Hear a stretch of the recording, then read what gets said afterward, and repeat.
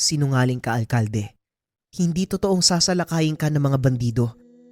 Nakipagkasundo ka sa kanila. Kalayaan mo, kapalit ng buong bayang ito. Nagulat ang alkalde nang makita ang dalagang pababa ng hagdan. Anong ginagawa mo dito? At paano kang nakapasok sa kwarto ko? Tanong ng alkalde. Marami nga ang bantay mo. Makapalang pader ng bahay na ito. Pero hindi mo binigyan ng pansin ng bintana. Kaya doon ako dumaan.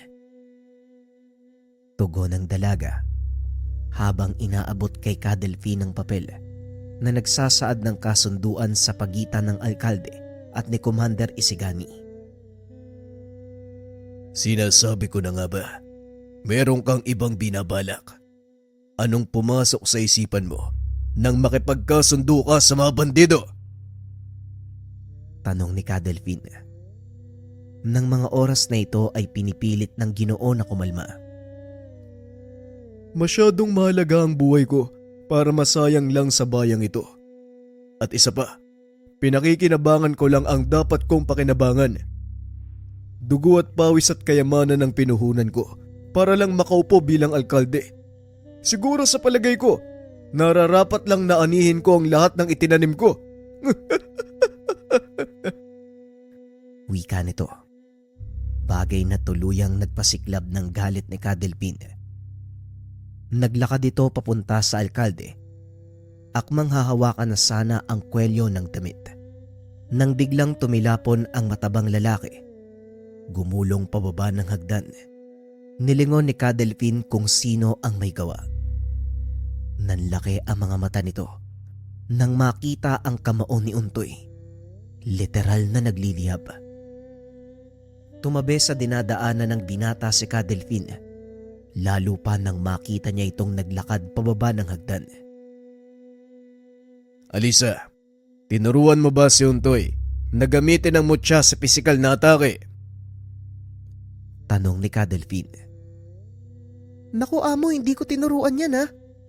Dahil napakatigas ng ulo niyan. Ayaw sumunod sa sinasabi ko eh. Sa kayang paggamit niya ng apoy, parang likas na yata yan sa kanya eh. Natatandaan ko, nung nagsasanay kami, nabasa niya yung posporo eh. Pero nakagawa siya ng apoy gamit lang ng 2 daliri. Tugon ni Alisa. Ganun ba? Alisa, maganda ka ng isang balding tubig o hindi kaya ng buhangin. Paniguradong may matutustang baboy ngayong gabi. Wika ni Ka-Delfin. Dali-dali namang kumilos ang dalaga. Nang makabalik ito, may bitbit ng malaking sisidlan ng tubig. Samantalang si Untoy naman, patuloy na naglalakad papunta sa kung saan bumagsak ang alkalde. Lumayo ka! Lumayo ka sa akin, demonyo ka! Lumayas ka sa pamamahay ko! Wika ng alkalde habang gumagapang patalikod. Walang iya ka talaga yan, no? Ang kapal ng mukha mong gamitin si Ka-Delfin sa pansarili mong kapakanan. Sino ka sa palagay mo para pagsilbihan ng isang dakilang pinuno? Wika ni Untoy. Sabay hila ng damit ng alkalde. Pakiusap, huwag mo kong papatayin. Sayang naman ang kayamanan kong nakaimbak. Kung gusto mo sa'yo ang kalahati, ituturo ko sa inyo kung saan nakatago ang lahat ng yun. Basta buhayin niyo lang ako. Sa tingin mo, interesado ako sa kayamanan. Alam mo ba kung ano ang gusto kong gawin sa'yo? Itali ka sa malaking puno ng kahoy. Ipaikot sa baga. Wala kang puso. Ni hindi mo man lang naisip ang mga buhay na maaaring mawala sa gagawin mo. Buhay? Bakit? Nakinabang din sila sa akin nung halalan. Limpak-limpak na salapi ang aking pinamigay kapalit ng kanilang mga boto. Kaya wag mo kong sisisihin kung bakit kailangan kong bawiin at anihin ang tinanim ko. Negosyo ang politika, bata. Wala kang alam sa kalakarang ito. Kaya wag kang magsasalita sa akin na parang nagdudunong-dunungan. Lalong lumaki ang apoy sa kamay ni Untoy. Maging ang balikat nito ay nagsisimula ng matupok. Mukhang kailangan na nating pigilan si Untoy, amo. Wika ni Alisa. Ngunit hinarang ni Ka Delphine ang kanyang kamay. Hindi, Alisa. Tignan natin kung paanong lalaruin ni Untoy ang sitwasyon. Isa itong pagsubok ng kanyang pasensya at kakayahan niyang kontrolin ang sarili. Kaya hayaan mo siyang lagpasan ang pagsubok. Tugon ni Ka Delphine. Pagsubok? Kung hindi natin siya pipigilan, malamang pati tayo matutupok. Akala ko ba, malaki ang tiwala mo kay Untoy? Simple pa lang ang nakikita mo, Alisa, pero grabe na ang iyong agam-agam. Malaki ang tiwala ko sa kanya, amo. Pero ang totoo, natatakot ako sa taglay niyang kapangyarihan. Ikaw na rin mismo nagsabi, hindi kontrolado ni Untoy ang kanyang sarili, lalo na kapag nagagalit siya. Oo, tama ka. At ang nakikita mo ngayon, hindi pa ang kabuang lakas ng batang yan. Maging siya, hindi alam ang buong potensyal ng kanyang kakayahan. Kahit ako, Lisa, natatakot din. Ngunit sa kasalukuyang estado ni Untoy, masasabi kong wala tayong dapat ipag-alala. Wika ni Ka Delphine. Muling ibinaling ng dalaga ang tingin kay Untoy na nooy pinagsasasapak ang alkalde. Napakasama mo. Wala kang puso. Pinagkatiwalaan ka ng tao sa pag-aakalang ikaw ang mag-aahon sa kanila sa kahirapan. Pero anong ginawa mo? Ipinagkalulo mo sila. Wika ni Untoy. Matapos ay hinatak palabas ang alkalde. Sinubukang humarang ng mga tauhan nito. Kaso nga lang wala ring nagawa. Dahil bago pa man sila makalapit kay Untoy, isa-isang nasunog ang kanilang mga kasuotan. Pagdating sa labas ng tahanan, napahinto sa paglalakad si Untoy nang makita ang pulutong ng mga kalakihang nakatayo sa bakuran. Nakasunod sa kanya sina Ka Delphine at Alisa. Mukhang nandito na ang ating iniintay. Wika ni Ka Delphine. Kinumpirma ito ni Alisa. Tama ka, amo. Ang ilan sa kanila ay mga dating tauhan ni Ka Roger. Tugon ng dalaga. Hindi na muling nakapagsalita si Ka Delphine dahil nakita nito ang isa sa mga kalaban lulusob kay Untoy mula sa itaas. Dali-daling tumalon ang Ginoo para salubungin ito. Tumilapon pabalik ang lalaki at dito na nagsimulang magkagulo. Hindi akalain ni Ka Delphine na malaking puwersa ng mga kalaban ang susugod sa kanila ng mga oras na yun.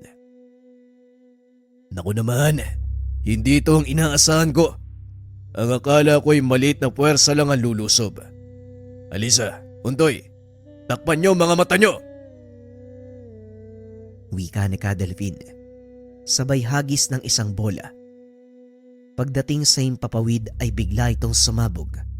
Nakakasilaw na liwanag ang lumabas mula dito. Napagtanto ni Untoy na ito ang hudyat para sa kanilang galyon upang magpaputok ng mga kanyon. Dali-daling hinila ni Ka Delphine si Alisa at kagad na umalis sa lugar. Sumunod naman si Untoy. Dahil ilang minuto lang ang lilipas, uulan ng mga bala ng kanyon sa kanilang kinaroroonan. Samantalang sa galyon, nakita ni Eneus ang hudyat ni Ka Delphine.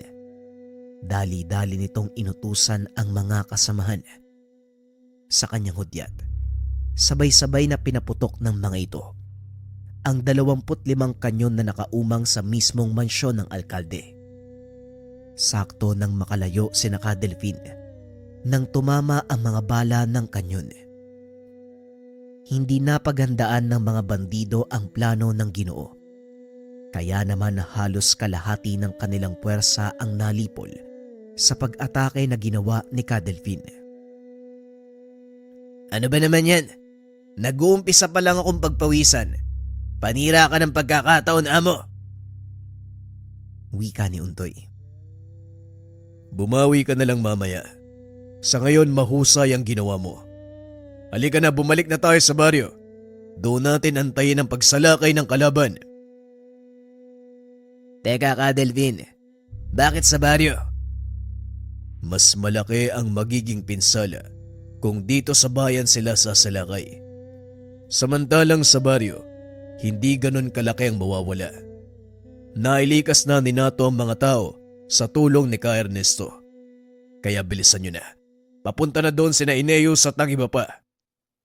Tugon ni Ka Delvin. Nang makarating ang mga ito sa baryo, tahimik ang paligid. Kagaya ng sinabi ni Ka Delvin, nailikas na ni Mang Ernesto at Nato ang mga tao. Paano ho kayo nakakasiguro na dito sasalakay ang puwersa ng kalaban?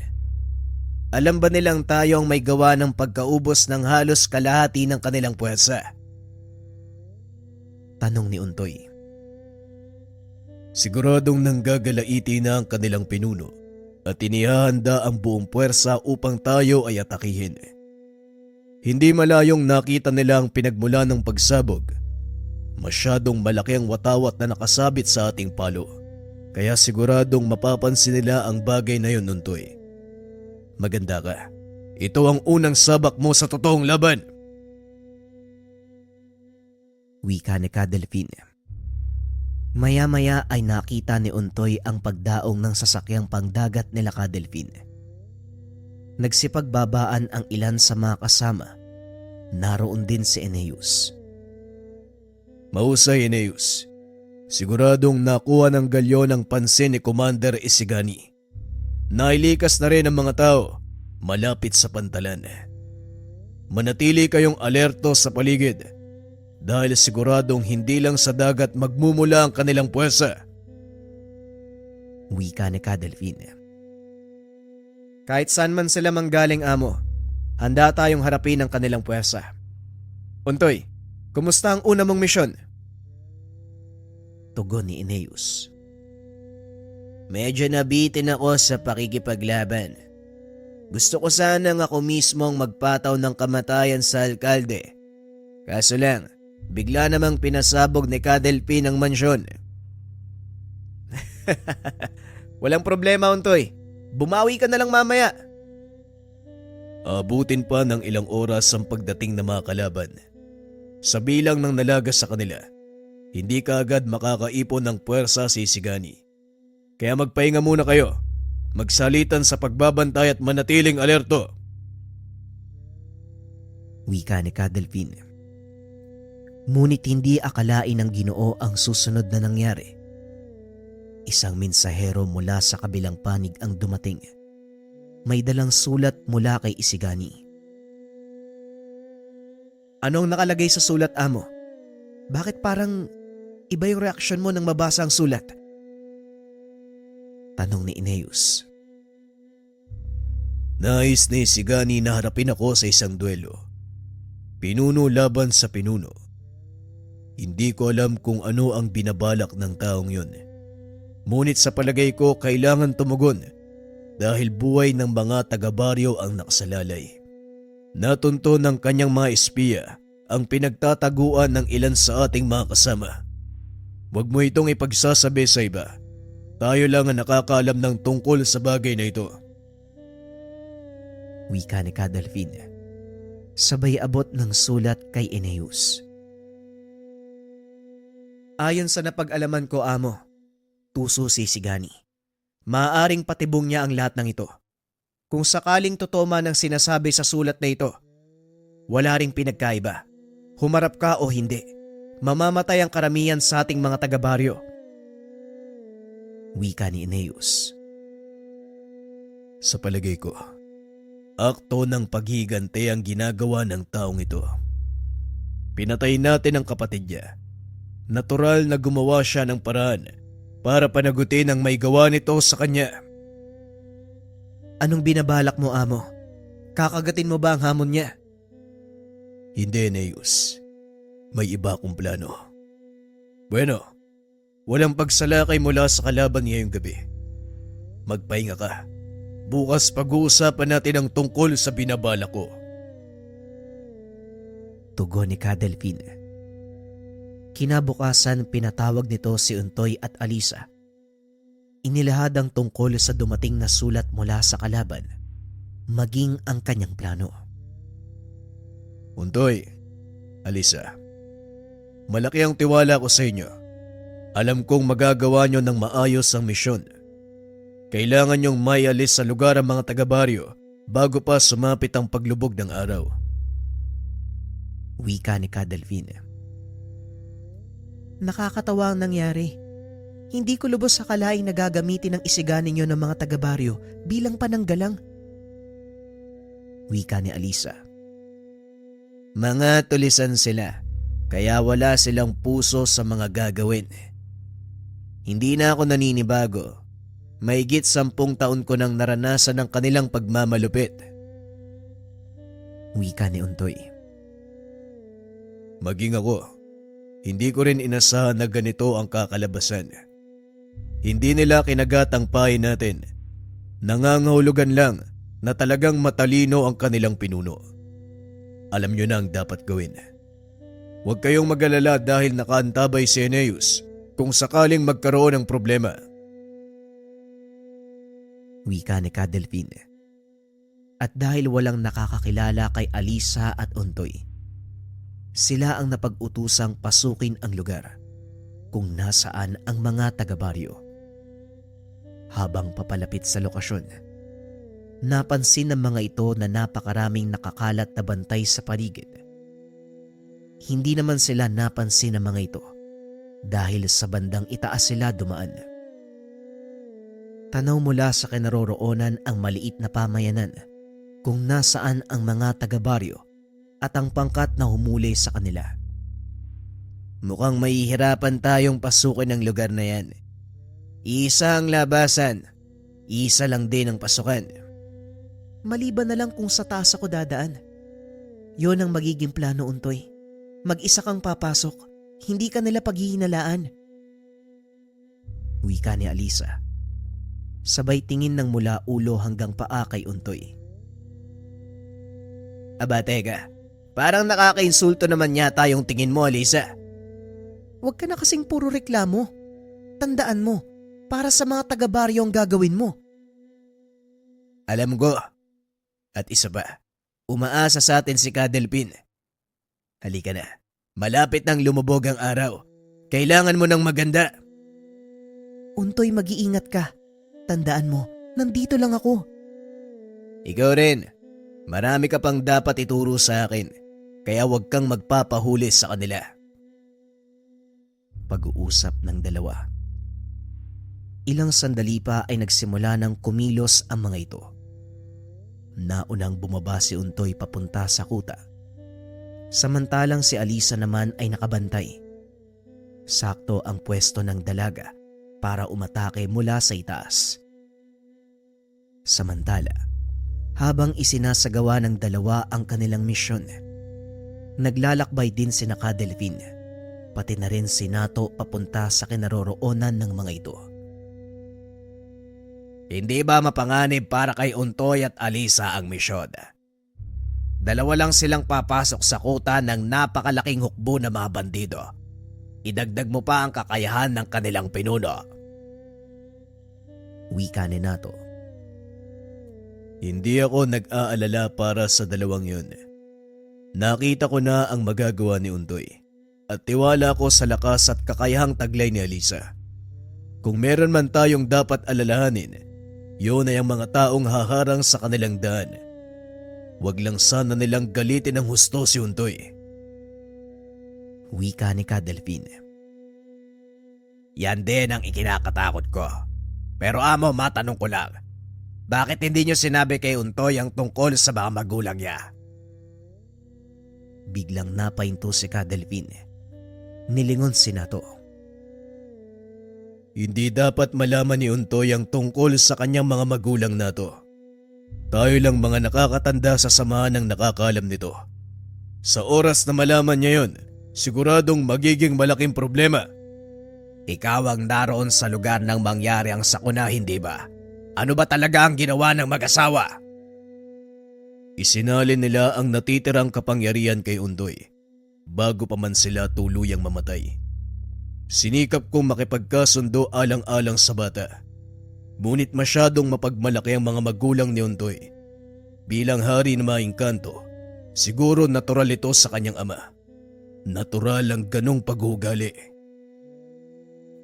Wika ni Kadelfin. Paano kapag nalaman ni Untoy na ikaw ang pumatay sa kanyang mga magulang at hindi aksidente ang lahat? Ipanalangin na lang natin na hindi umabot sa ganun na to. Malapit na tayo sa baryo kaya maging alisto ka. Anumang oras, maaaring salakayin na tayo ng mga kasama ni Sigani. Wika ni Kadelfin. Nilis nito ang usapan dahil kahit sa loob ng mahabang panahon, binabagabag pa rin siya ng konsensya patungkol sa nangyari. 28 taon na ang nakakaraan. Sariwa pa rin sa isipan ni Kadelfin at sa tuwing maaalala ng Ginoo ang kaganapan, patuloy niyang naririnig ang salitang binitawan ng magulang ni Untoy. Biglang nagbalik sa wisyo si Kadelfin nang makarinig ito ng malakas sa sigawan mula naman sa loob ng baryo. Tila nagsasaya ang mga kalaban at upang malaman kung ano ang nangyayari, dali-daling lumapit sina Kadelfin at Nato. Aba, tignan mo nga naman. Sa kabila ng ginawa nating pagpapasabog sa bahay ng alkalde, may naisalba pa rin ang mga bandido. Wika ni Nato habang pinapanood na pinaghahatian ng mga bandido ang nakuha nilang kayamanan sa tahanan ng alkalde. Yan naman talaga ang pakay ng mga bandido. Malaking halaga ang pinangako sa kanila ng alkalde bilang kapalit ng sarili nitong buhay. Wika ni Kadelfin. Maya-maya pa, pinatahimik ng isa sa mga kalalakian ang pangkat dahil isang lalaki ang magsasalita. Ngayong nakuha nyo na ang ipinangako ng alkalde, isang bagay pa ang nais kong ipagawa sa inyo. Natural, hindi yan libre. Tutugisin natin ang pumatay sa kapatid kong si Roger. Ito ang dahilan kung bakit nandito ang mga taong ito. Sila ang magsisilbing pain para palabasin ang tampalasang pirata na walang awang pinatay ang aking nakababatang kapatid. Wika ng lalaki. Napagtanto ni Kadelfin na ang taong iyon walang iba kung hindi ang pinuno ng mga bandido. Yan na pala ang sinasabi nilang Commander Isigani. Mukhang pangkaraniwang tao lang naman siya, Kadelfin. Wika ni Nato. Oo, pangkaraniwang tao lang siya. Pero pansinin mo ang dalawang matandang nakatayo sa likuran niya. Mga babaylan sila at posibleng may kakayahan sa panggagaway. Kaya kailangan pa rin nating mag-ingat. Naalala ko yung nakalaban natin nung sumalakay sila sa Barrio Sandoval. Hindi ko masabi kung anong uri ng nilalang. Pero sa palagay ko, wala na siyang buhay. Mantakin mo, naputol na ni Eneus ang kamay niya. Pero wala pa ring reaksyon. Mga uri sila ng amaranig. Wala nang buhay ang mga ganong nilalang. Tanging katawang lupa na lang nila ang sumusunod sa utos ng kung sinong kumokontrol sa kanila. Paniguradong makakarap din natin ang ganong uri ng mga nilalang. Kaya doble ingat tayo dahil wala silang sasantuin. Wika ni Kadelfin. Sa kabilang banda, nagawa ng makapasok ni Untoy sa baryo. Walang naghinala sa mga kalaban dahil sa kanyang itsura. Maraang lumapit ang binata sa mga kababaryo, sumenyas na wag gagawa ng anumang ingay. Habang nagkakasiyahan ang mga bandido, isa-isang binuksan ng binata ang kulungang gawa sa kawayan. Pinalabas ang mga kababaryo. Napakadami ng biniyag nila. Kaya naman medyo natagalan bago tuluyang mapalaya ang lahat. Swerte namang walang nakapansin sa ginawa ng binata. Nang matapos gawin ang misyon at nasiguradong malayo na sa lugar ang mga pinakawalang biyag, ibinigay ni Untoy ang hudyat kay Alisa. Mabilis namang bumulusok pababa ang dalaga. Laking gulat ng mga bandido dahil sa mismong gitna nila lumapag si Alisa. Nahinto ang kasiyahan nang makita ang dalagang gabunan. Pasensya na kayo kung naputol ang kasiyahan. Bakit hindi natin ituloy? Wika ng dalaga, sabay sugod sa mga bandido. Nanlaki ang mga mata ng pinuno dahil nakita nito isa-isang tumutumba ang kanyang mga tauhan. Sino ang tampalasang yan? Huliin siya at iharap sa akin. Ako mismo ang pupugot sa ulo niya. Wika ni Isigani. Mabilis namang sinugod ng mga tauhan nito si Alisa. Ngunit bago pa man sila makalapit sa dalaga, biglang nagliyab ang lugar. Nang lingunin ng pinuno, nakita nito si Untoy. Naglalakad papunta sa kinakatayuan ng dalaga. Nagliliyab ang kamay na may hawak na pamalo. Pasensya na kung medyo natagalan ako, Alisa. Medyo maraming biyag na kailangan kong pakawalan eh. Ayos lang. Ituon mong pansin sa mga kalaban. Medyo marami sila. Tugon ni Alisa. Nilingon ni Untoy ang mga bandido at muling nagsalita. Ayan ba? Walang problema.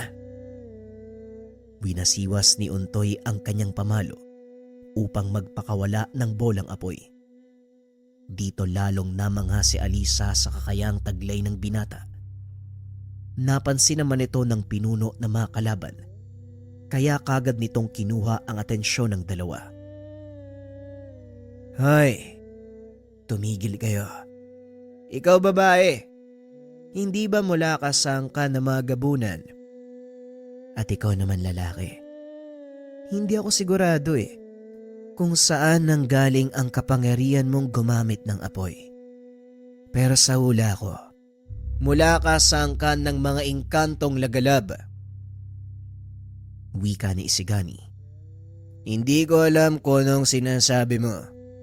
Siguro ikaw ang sinasabi nilang Isigani, ano? Yung kapatid ni Ka Roger? Ikinalulungkot kong sinapit niya sa kamay ni Ka Delphine. Pero masaya ako.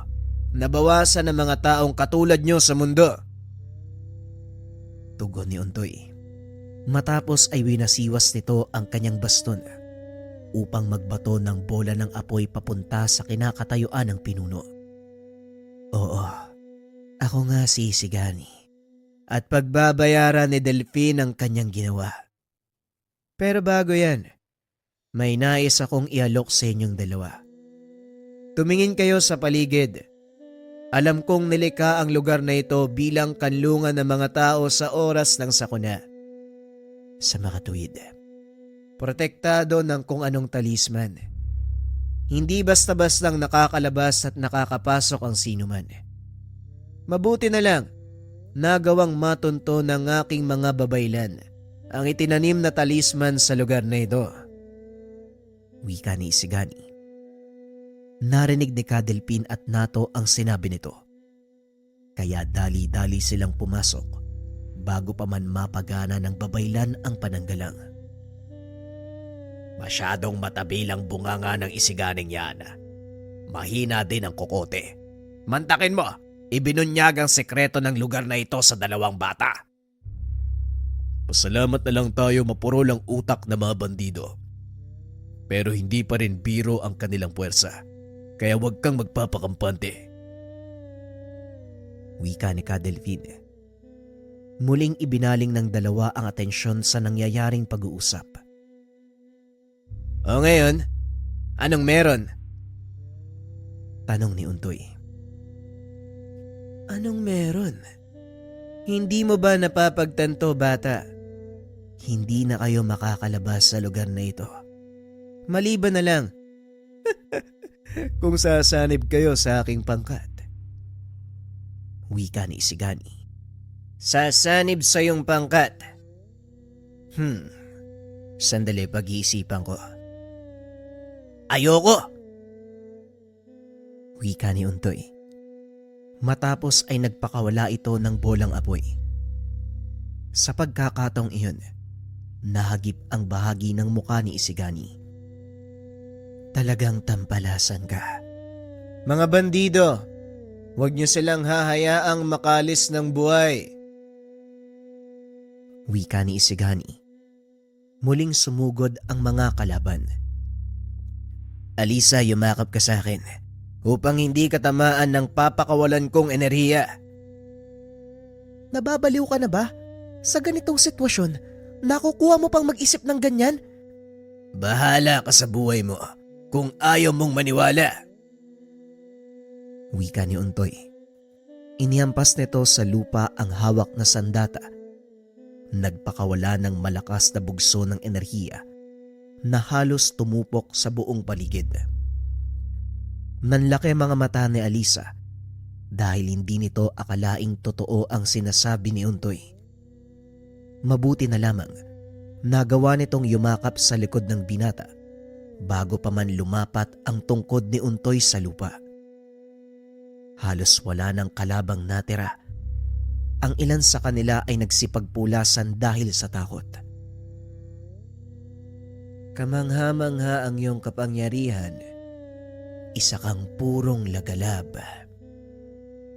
Wika ni Isigani. Alam mo, kanino mo pa sinasabi ang tungkol sa lagalab? Hindi kita naiintindihan eh. Kaya habang kalmado pa ang utak ko at marunong pa akong makinig, ipaliwanag mo na ang sinasabi mo.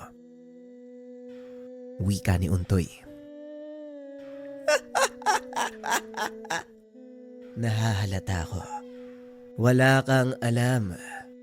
Ang mga lagalab ay tribo ng mga engkanto na naninirahan dito sa mundo ng mga tao. Kagaya natin. May katawang lupa din sila. Ngunit may kapangyarihan ng mga ito na kontrolin ang elemento ng apoy. At sa nakikita ko, isa ka sa kanila. Pero imposible. Dahil sa pagkakalam ko, nilipol na ng isang malakas na antingero ang kanilang angkan. Pagpapaliwanag ni Isigani, hindi pa rin naunawaan ni Untoy ang ibig nitong sabihin. Wala pa rin ako naiintindihan. Ano naman ang kaugnayan ko sa kanila? Tanong ni Untoy. Ngunit bago pa man ito sagutin ni Isigani, biglang nagdatingan si Delphine at ang ilan sa kanyang mga kasama. Masyado ko ng maraming sinasabi, Isigani. Ako ang harapin mo. Napangiti ng nakakaloko si Isigani nang makita ang pangkat ni Delphine. Sandali lang. Natatandaan ko kayo. Hindi ba ikaw ang pinuno ng baryo Sandoval? Ikaw yung taong pumatay sa kapatid ko at halos umubos sa aking mga tauhan. Higit sa lahat, ikaw ang pumatay sa mga magulang ng binatang yan. Wika ni Isigani habang marahang itinuturo si Untoy. Ano ang ibig niyang sabihin, Delphine? Hindi ba kayo ni Mang Ernesto ang nagpalaki sa akin?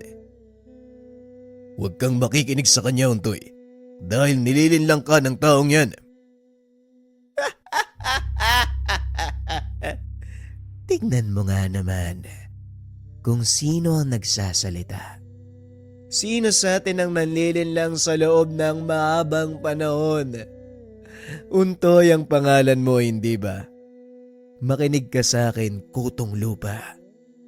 Alam mo ba na ang taong pinagkakatiwalaan mo at malamang hinahangaan mo, siya ang pumatay sa mga magulang mo?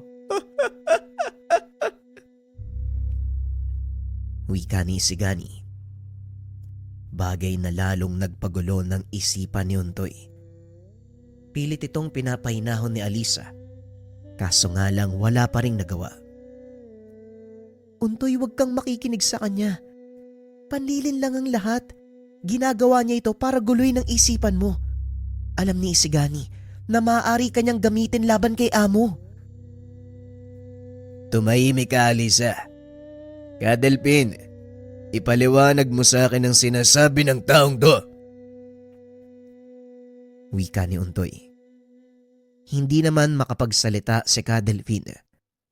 Sa kauna-unahang pagkakataon, tila nawala ang kakayahan nitong magpasya. Amo, sa palagay ko ito na ang tamang oras para malaman ni Untoy ang katotohanan. Wala na ring saysay para itago pa at para na din sa ikakatahimik ng isipan mo. Wika ni Nato. Huminga ng malalim si Kadelpin. Sinimulang ipaliwanag kay Untoy ang lahat. Huminahon ka. Buksan mo ang isipan mo sa lahat ng sasabihin ko, Untoy. Sana unawain mong mabuti ang lahat ng maririnig mo. Tamang sinabi ni Isigani, isa kang lagalab. At totoo din ang sinabi niya na ikaw ang pumatay sa mga magulang ko. Masakit mang marinig mula sa akin. Oo, Untoy. Sa mga kamay ko namatay ang iyong ama. Pilit pinapakalma ni Untoy ang sarili sa kabila ng galit na nararamdaman nito. Sabihin mo sa akin ang buong katotohanan, Kadelpin. Paanong namatay ang aking ama? Sinalakay ng mga pirata ang iyong pamayanan. Sanggol ka pa lamang ng mga oras na yun. At saktong napadaan kami ni Franco. Nagawa naming itaboy ang mga pirata, kaso nga lang huli na ang lahat. Dahil patay na halos karamihan sa iyong mga kalahi. Narinig namin ang iyak ng isang sanggol at nang matunto namin ito, nakita kong hawak-hawak ng isang lalaki ang sanggol na yun. Ang lalaki ba na yun ay ang tatay ko, Kadelpin? Tama ka, Untoy. Siya ang iyong ama. Ang mga sumusunod ay pagbabalik tanaw na kaganapan bago pumunta si Untoy sa pangalaga ni Mang Ernesto. Kayo ba ang sumalakay sa aming baryo? Hindi, kaibigan, pero nagawa namin silang itaboy. Halika, hayaan mong tulungan ka namin. Iabot mo sa akin ang sanggol. Huli na ang lahat para sa akin. Heto, kunin mo ang sanggol at meron akong kailingan sa'yo. Kung hindi naman kalabisan. Mamaya mo na sabihin sa akin, kailangan nating umalis sa lugar na ito. Kagaya ng sinabi ko, huli na ang lahat. Wala na ang iniingatan kong angkan at ito ay dahil sa aking kapabayaan. Kaya mas makakabuti pang mamatay na lang din ako kasama nila. Ang anak ko, wala siyang kamalay-malay sa mga nangyayari. At sana'y alagaan mo siya at palakihin bilang normal na tao. Ito ba ang iyong kailingan? Pasensya na pero hindi ko yun matutupad. Ikaw ang magpapalaki sa anak mo at ipapakita mo sa kanya ang kagandahan ng mundong ito. Tignan mo ang aking kalagayan. Hindi na ako makakaalis sa lugar na ito. Kaya pakiusap, ilayo mo dito ang sanggol at bilang tanda ng aking taus-pusong pasasalamat. Tanggapin niyo ang mutyang ito mula sa San Telmo. Inabot ni Kadelpin ang sanggol kay Franco. Kinuha sa kamay ng lalaki ang mutya. Ngunit bago pa man ito tuluyang mahawakan ng tali, dinakma ng lalaki ang kanyang bisig. Inilagay ang isang patalim sa kamay ni Kadelpin. Itinutok ito sa kanyang leeg at muling nagsalita. Bilang mandirigma, hinihiling ko na ikaw ang kumitil sa aking buhay, kaibigan. Sana'y paunlakan mo ang kailingan ng isang kapwa mandirigma.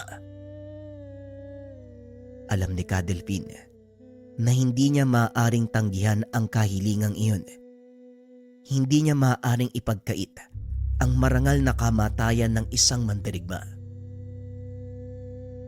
Kung ito ang huli mong kahilingan, akin ang karangalan, kaibigan. Maligayang paglalakbay sa pagtawid sa kabilang buhay. Itinarak ni Kadelpin ang punyal sa puso ng lalaki. Nakangiti itong binawian ng buhay. Balik tayo sa kasalukuyan. Ito ang totoong nangyari, Untoy. Maniwala ka o hindi. Isang marangal na mandirigma ang iyong ama. Pinilit niyang protektahan ka, pero mahina na ang kanyang katawan at hindi na kayang mabuhay pa. Wika ni Kadelpin. Hindi naman nagsalita ang binata. Hinawakan nito ang mutya at tinitigan. Untoy, makinig ka kay amo. Siya ang naroon eh. Siya ang nakasaksi ng buong kaganapan. Tamang dalagang gabunan. Siya nga ang naroon. Kayang-kaya niyang baliktarin ang sitwasyon. Wika ni Isigani. Walang ano-ano. Biglang nagpakawala ng bolang apoy ang binata. Pinatamaan si Kadelpin. Mabilis namang humarang si Nato para protektahan ang Ginoo. Makinig ka, Untoy. Kung nandito lang si Franco, siguradong mapapatunayan niya ang lahat ng sinasabi ni Amo. Wika ni Nato. Ngunit tila nabalot ng galit si Untoy. Biglang lumabas ang asul na apoy sa kanyang mga braso hanggang sa kumalat ito papunta sa kanyang likuran. Lumayo ka sa kanya, Nato. Ineus, bago mamatay si Riknum, isinalin niya ang natitirang kapangyarihan kay Untoy. Yan ang apoy na nakikita niyo ngayon. Wika ni Kadelpin. Lahat ng madaanan ng binata ay kagad natutupok. Maging ang mga bakal ay unti-unting natutunaw. Ngayon, Kadelpin, sabihin mo sa akin, alin ang mas matamis na paghihigante? Wika ni Isigani. Nilingon ito ni Untoy. Nanlaki ang mga mata ng kalaban dahil bigla na lang nagliyab ang katawan nito. Tumigil ka na. Dahil kanina pa ako naririndi sa boses mo. Wika ni Untoy. Muli nitong hinarap si Kadelpin at sinugod. Binalot ng Ginoo ang kanyang braso ng basang tela upang gamiting pangsangga sa mga atake ng binata. Untoy, makinig ka. Hindi sa sinasabi ng mga tao sa paligid mo, kung hindi sa anong binubulong ng puso mo. Wika ni Kadelpin. Hindi ito gumagante ng atake. Bagay na ipinagtataka ni Untoy. Anong problema? Hindi ba ikaw ang pinakamalakas na antingero? Ang pinuno ng Baryo Sandoval. Nagawa mong patayin ang tatay ko. Ngayon nasaan ang tapang mo? Bakit hindi ka umatake? Wala akong dahilan para atakihin ka, Untoy. Kung hindi ka lalaban, mamamatay ka. Kung yon ang hinihingi ng kapalaran para maunawaan mo ang lahat at matahimik ang kalooban, handa kong harapin ang kamatayan sa kamay ng taong itinuring kong anak. Biglang natigilan si Untoy sa pag-atake. Sa hindi malamang dahilan, tila may kung anong kumurot sa kanyang puso. Nagbalik sa alaala ang mga panahon nang magkasama sila ni Kadelpin. Unti-unting nawala ang apoy. Huminahon din ito.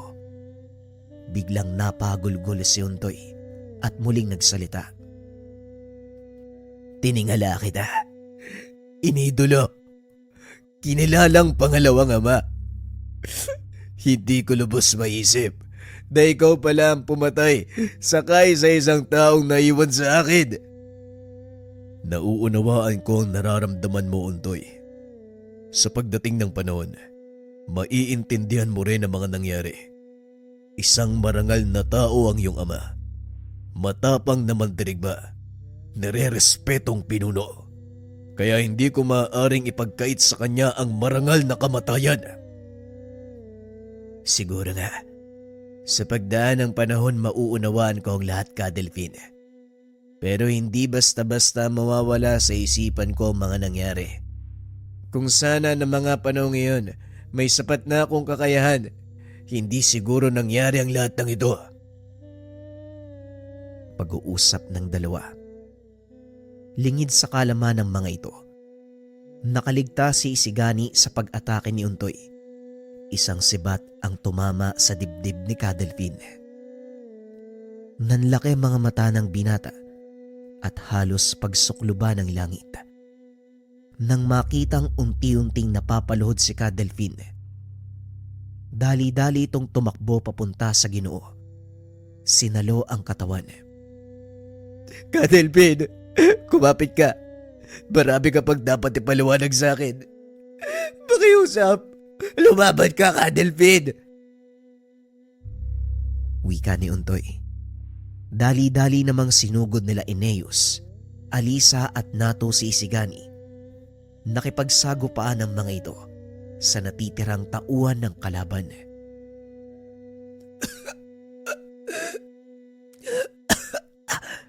Nasabi ko na ang lahat sa iyo, Untoy.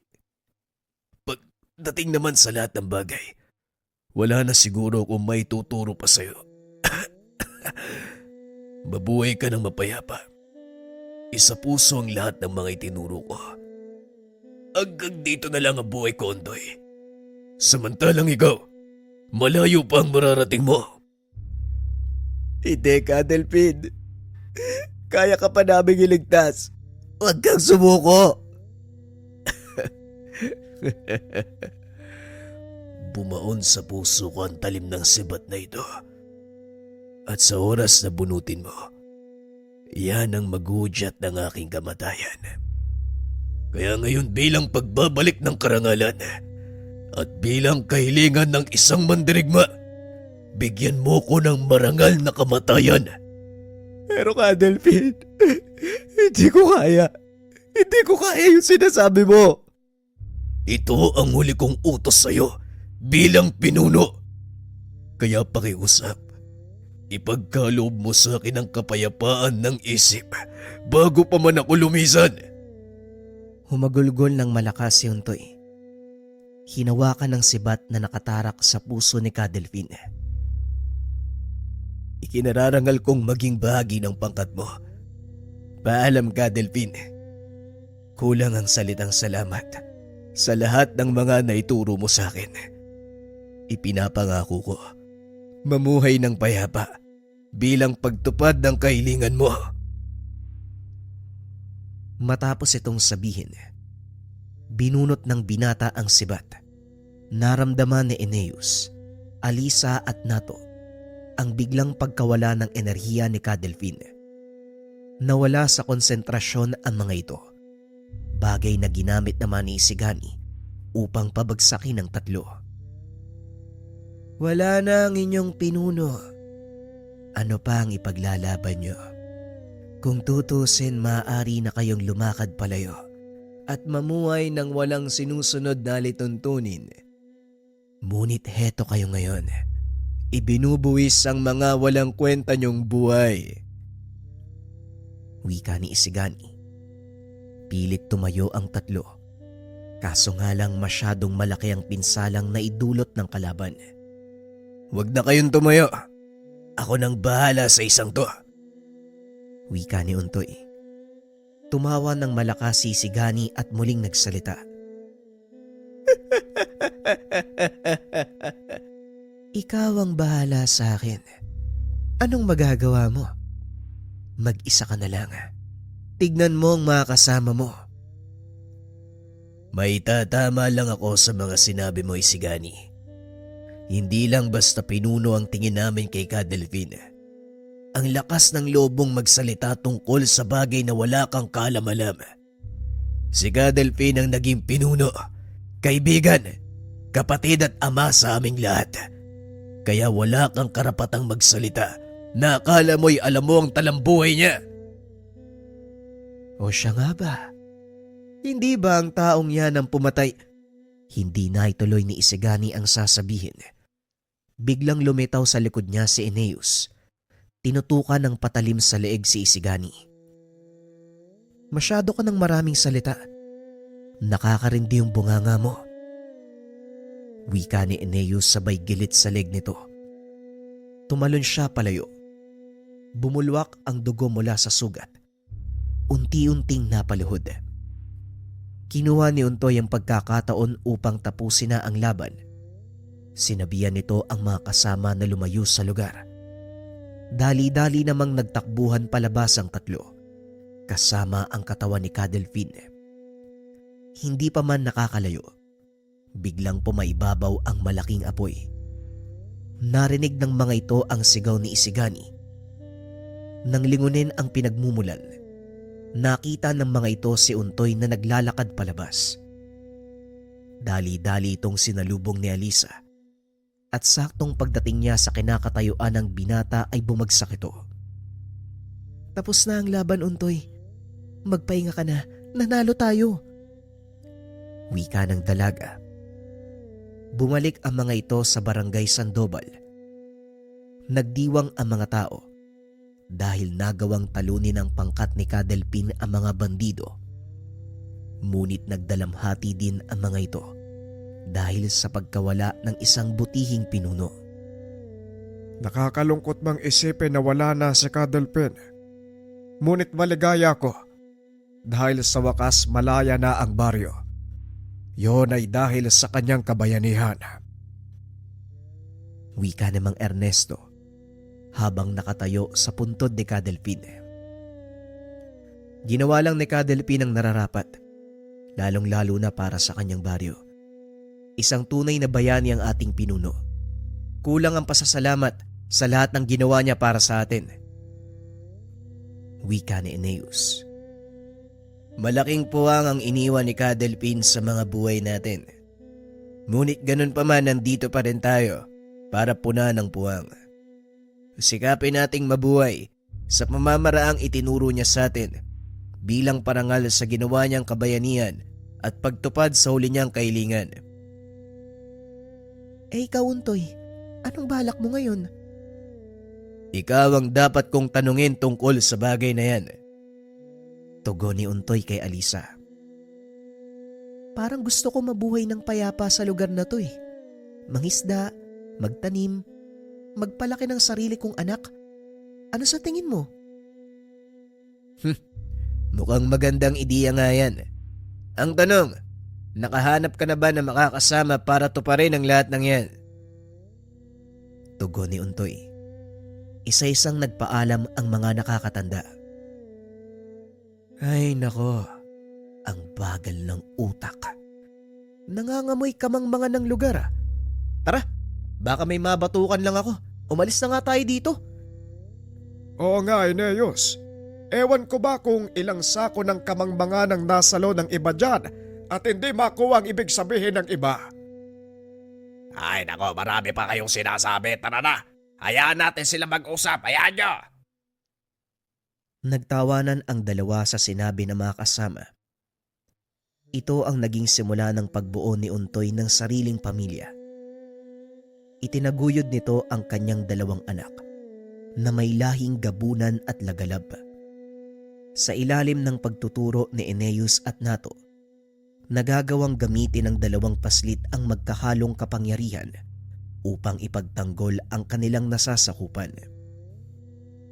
Sa paglipas ng panahon, itinalagang pinuno ng baryo si Untoy at sa tulong nila Eneus at Nato, napangalagaan nila ang buong baryo. Sa mga nakalipas na taon, may mga kasulatang ginawa si Untoy bilang pagtala sa mga nangyari na ipapamana nito sa kanyang mga anak at sa susunod pang henerasyon. Ginawa ito ni Untoy bilang paggunita sa mga nangyari maraming taon na ang nakakalipas at bilang pag-alala sa lahat ng ginawa ni Cadelphine. Hiniling din ito sa kanyang mga anak at nasasakupan na ipagpatuloy na ipasa ang kaalaman sa kanilang magiging supling. Nang sa ganun, manatiling sariwa sa mga tao ang kanilang legasiya. Ngunit gaya ng lahat ng nandito sa mundo, Ang karamihan sa mahalagang kasaysayan sa ating buhay ay naglalaho dahil nababaon sa limot. Napapalitan ng mga modernong gamit ang mga lumang kagamitan na may kaugnayan sa ating mga nakaraang kasaysayan. Gayunpaman, para sa salinlahi ni Untoy, nanatili itong sariwa na hanggang sa kasalukuyan patuloy pa ring ipinapasa sa kanilang angkan. Walang makapagsasabi kung ano ang totoong nangyari kay Untoy at Alisa. Matapos ang mahabang panahon, maging ang Baryo Sandoval bigla na ring nawala sa mapa. May ilang nagsasabi na nilamon ng karagatan ng baryo, ngunit may ilan namang usap-usapan na napapalood ito sa isang lantawan o lagusan papunta sa kabilang dimensyon. Tinirahan ng mga engkanto at kalaunay tinago sa mata ng mga tao. Hindi man naging malinaw ang totoong wakas ng kwento ni Untoy, ngunit may mahalagang bagay na tumatak sa puso ng kanyang mga kaanak. Ito ang pagpapahalaga sa mga taong nagsakripisyo para masigurado ang kinabukasan ng nakararami. Si Untoy, Kadelfin, Eneus, Alisa at Nato, maging si Mang Ernesto ay mga halimbawa ng mga taong hindi inisip ang pansariling kapakanan.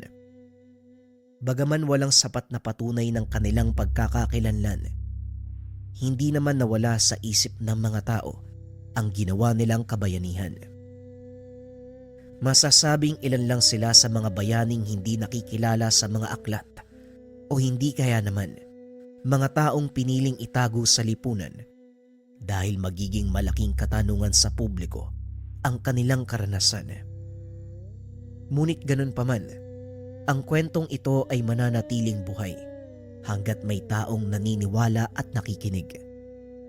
Kagaya ng angka ni Untoy, na kahit hindi na nila personal nakita at nakasalamuha ang binata, masasabi nila, naging bahagi ng buhay at kultura ang mga taong nakasama nung mga panahong siya ay nabubuhay pa. Naway nagustuhan ninyo ang kwento ng buhay ni Untoy at ang mga taong nakatira sa Baryo Sandoval, ang baryo ng malalakas na antingero.